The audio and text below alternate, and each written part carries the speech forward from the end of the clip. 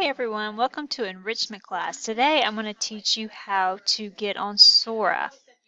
So what you want to do, you want to get on your class link.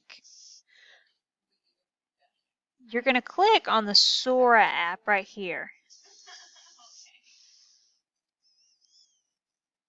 We're going to wait for that Sora app to open. Alright, we're going to find my school. Alright, I notice right here, I'm not seeing Rudd. Still not seeing Rudd. Still not seeing Rudd. Okay.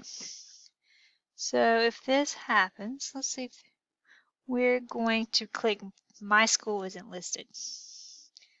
We're going to then type in Rudd Middle.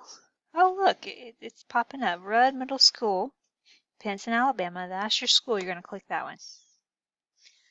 We're now going to sign in using Jefferson County School District. From here, you notice we are now in Sora. You can now click on different books that you can read. So let's see, I think I will do Harry Potter and the Prison of Azkaban. You notice I can borrow this book, and what's cool is I can read it or I can listen to it. So I'm going to borrow and check it out. That's pretty cool. That is super cool. See, now you got the book on tape.